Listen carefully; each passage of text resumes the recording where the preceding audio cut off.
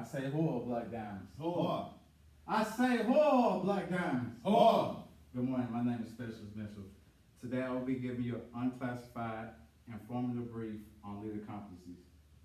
The task is to inform you about leader competencies and their core values. The conditions in the classroom environment with two well-motivated soldiers. The risk assessment this morning is low. If there is a fire, we will run out the nearest and safest exit.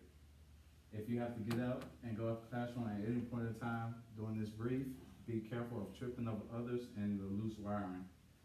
If there's an active shooter, we will barricade the door and run out back. This morning I have some handouts for you to flip through it with me while I go over the class.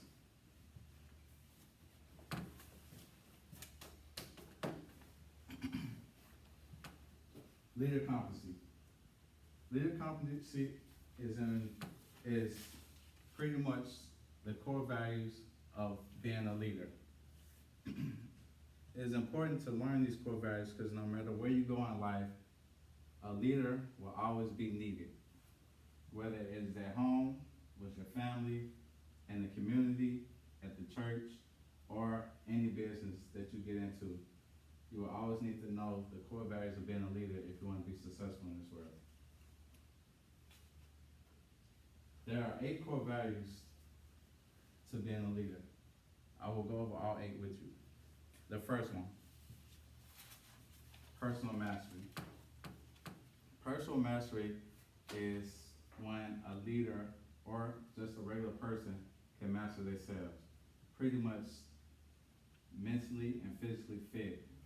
Do you have all your priorities straight?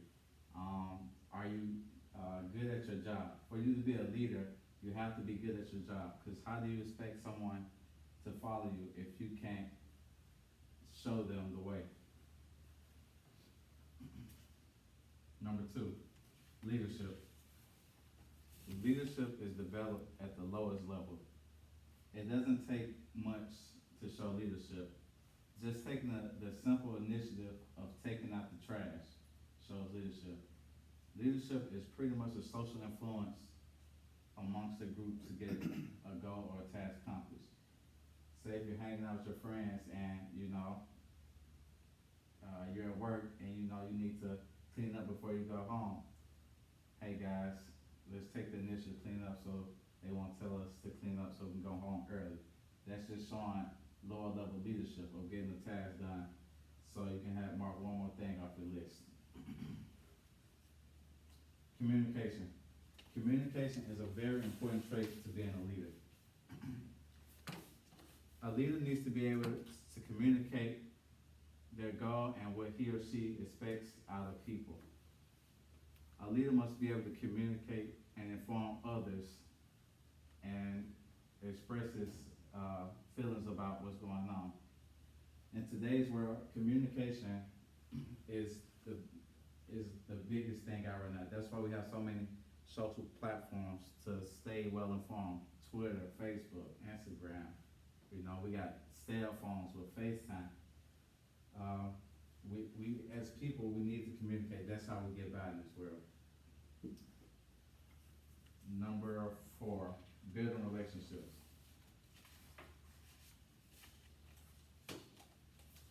Building relationships is important for a team and for a leader.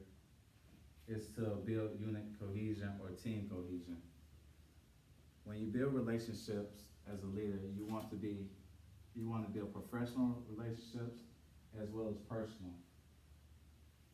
Professional relationships are at work, so you want to know when it's time to work, it's time to work. You want to build personal relationships so you can mitigate any problems that will come into the workplace. It's good to know your subordinates personally and professionally. Building relationships does not just end with team cohesion or subordinates. You can build relationships with people outside of your job. It's called networking. You network with different sources. So if you work in the motor pool and you need fuel and your friend's a fueler, an FSC or 526 or wherever, you can call him up and he can be able to assist you with getting fuel. Which brings me to my next, point, is adaptability. A leader must be able to adapt to any situation. He must be able to resource outside of his boundaries. Not only is he supposed to be able to resource outside his boundaries, a leader must be able to evolve with his, with the world. Every day the world is evolving with technology and fashion and just knowledge in general. Imagine today if our military leaders did not evolve. We would still be trying to use maps and use those old weapons that you put the gunpowder in instead of automatic weapons and using GPS system to find the enemy. That's why it's important that we adapt with the environment and the world as leaders. The next topic, managing. A leader must be able to manage tasks. As a leader, you must be able to take on as much as you can dish out. You must not get overwhelmed with tasks. If you're a leader and you get overwhelmed with tasks, that shows that you're not very organized or confident in yourself, your team, or in the organization. That's why it's important for leaders to manage tasks. But as a leader, when you manage those tasks, you must be able to delegate those tasks as well, which brings me to accomplishment of tasks. As a leader, you must set yourself apart from your peers by accomplishing tasks.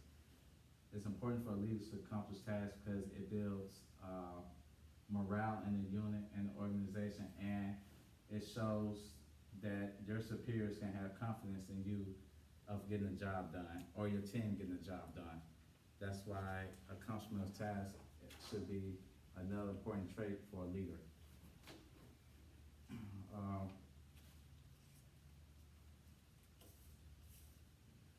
Achievements. It's good for a leader to have achievements. He should be able to, one of his achievements as a leader should be able to train, mentor, and teach subordinates. That's why development of others as a leader is important. As a leader, you want to set behind a legacy for your organization and yourself. You want to be able to keep the business, company, or the U.S. military running to know, so when you leave, somebody else can take your place. Leadership does not just stop with leading, it's always building other people up. So, as you develop other people, you're setting goals for yourself and them. And it's important that you set goals for yourself because a lot of people say, as a leader, you must set the example. But you're setting an example for your subordinates that, you can set goals and you can accomplish the mission at any time. And my last trait is, as a leader, show confidence. Even though you may be wrong, always have the confidence to make it seem like you're doing right. If you show confidence as a leader, no one will ever question what you do. And that's why I find confidence is a very important trait. So that concludes my brief. Any questions? Nigga. Wait.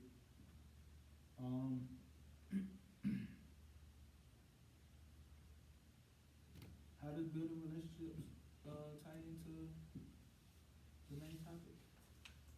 Building relationships ties down with the main topic because as a leader, you must be able to network and you must be able to